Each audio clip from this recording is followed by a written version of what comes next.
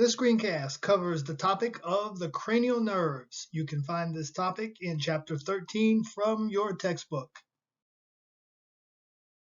After watching and studying this screencast, you are expected to be able to do the following. For each cranial nerve, identify it by name, by Roman numeral, describe its function, and identify its traditional classification as a sensory only, motor only, or mixed nerve. There are 12 cranial nerves. They are assigned Roman numerals 1 through 12, and those numbers refer to their order, starting with the rostral or anterior side of the brain, moving to the posterior side. Coming off the olfactory bulbs here, you'd have cranial nerve number 1, then we have 2, 3, 4, 5, 6, 7, 8, 9, 10, 11, and then finally 12.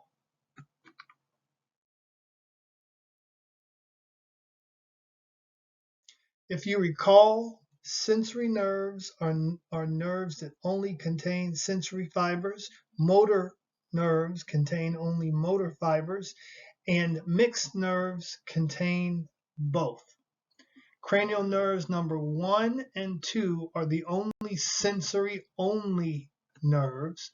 Nerves 3, 4, and 6 are motor only, and all the others sort of fall into either a gray area or they're mixed nerves.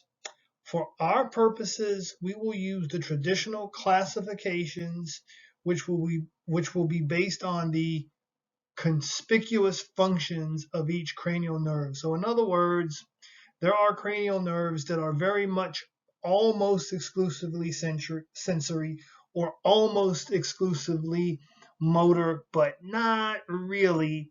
But traditionally, we did classify them as sensory only and motor only, and those classifications are used today, even though we did learn that many of them are actually mixed. So we will use the traditional classifications because that's commonly used in practice still today.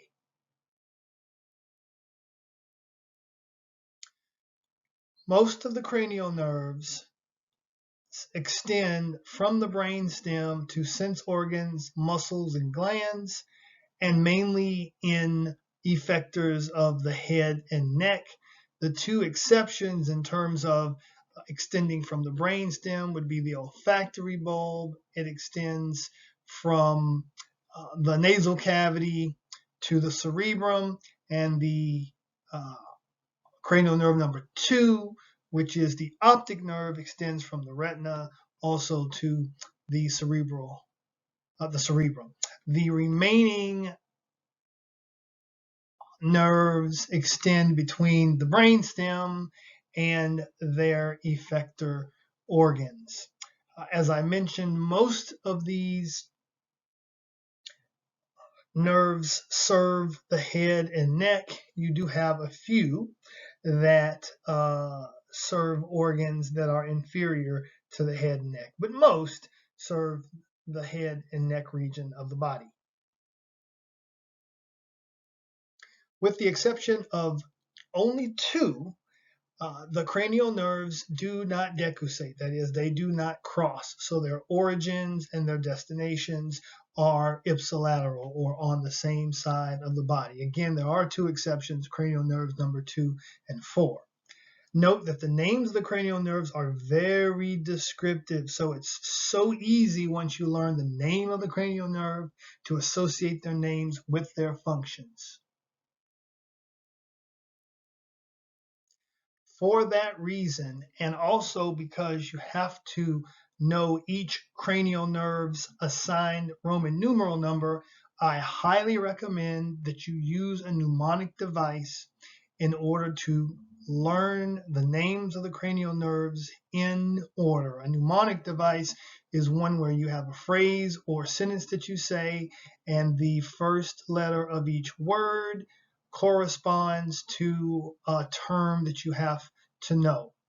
I give you a couple of examples. However, feel free to develop your own, or you could Google mnemonic devices and cranial nerves and you'll get a long list. Once you learn a mnemonic device, then it becomes very easy to list the cranial nerves in order by name and Roman numeral number. And once you know them by name, then it becomes quite easy to learn their functions because their names are very descriptive.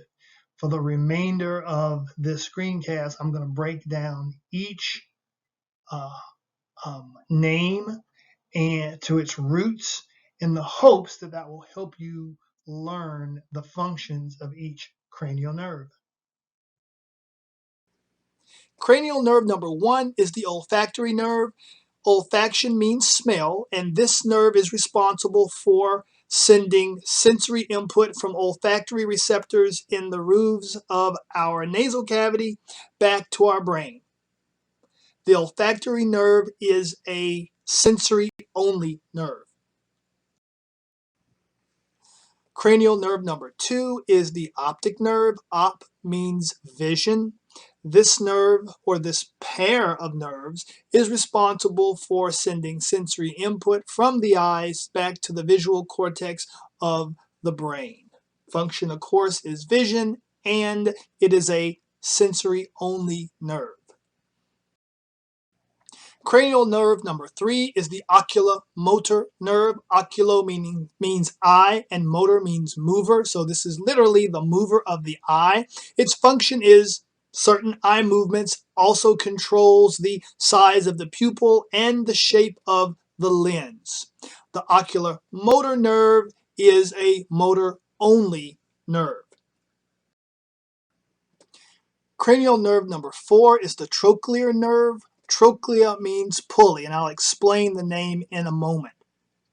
The trochlear nerve is responsible for certain movements of the eye. The muscle that the trochlear nerve controls is the superior oblique muscle, and if you look closely, you'll see that the tendon of the superior oblique muscle runs between this little loop-like structure. And as the tendon pulls on the muscle, it acts like a pulley. So that's where the name trochlear comes from. The trochlear is a motor-only nerve. This is just another view of the superior oblique muscle, which is controlled by the trochlear nerve.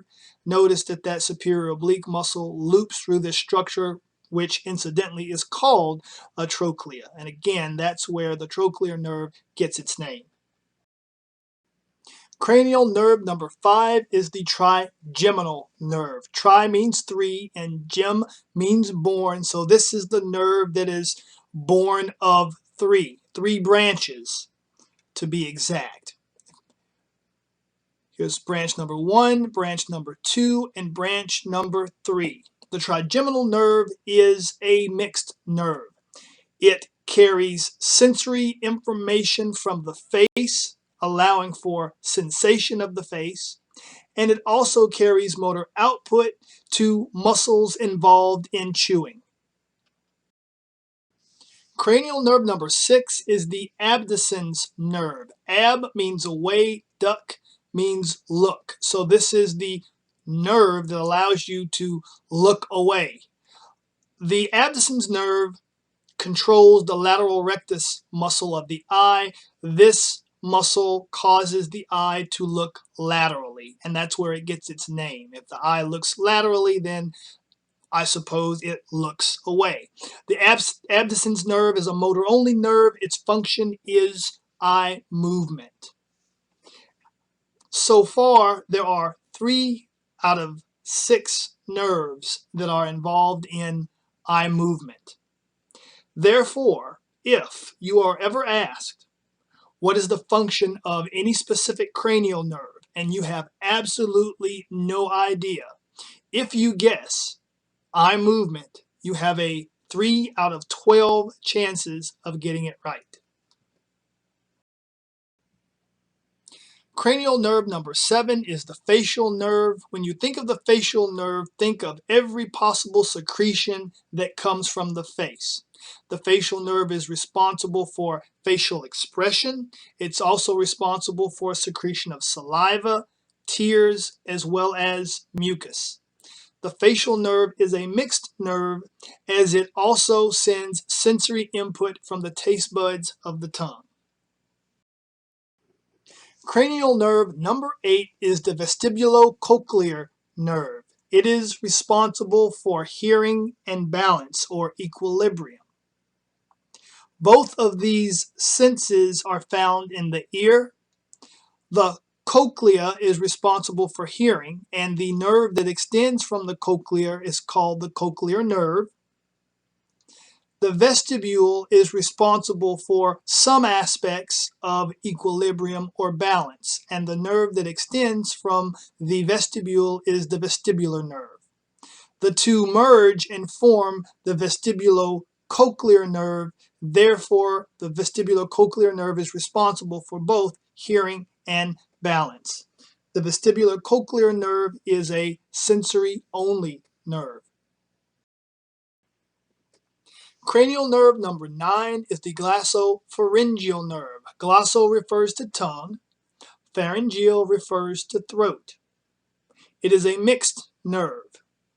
It carries sensory information from the posterior taste buds of the tongue, and it also controls the secretion of saliva and controls muscles involved in swallowing.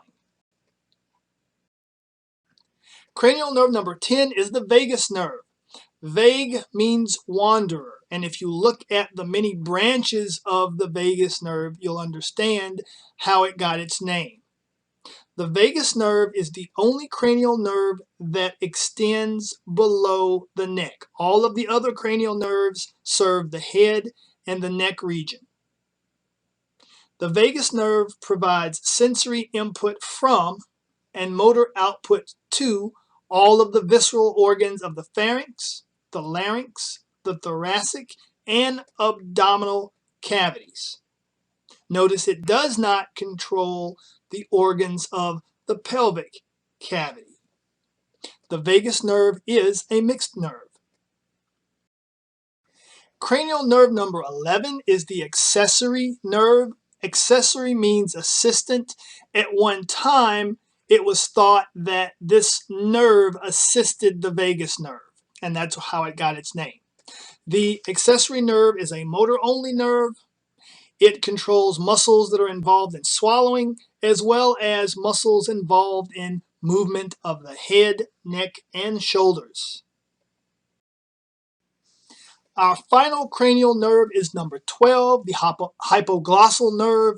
Glossal referring to tongue, hypo meaning below, of course. This is a motor-only nerve. It controls the movement of the tongue during speech and swallowing.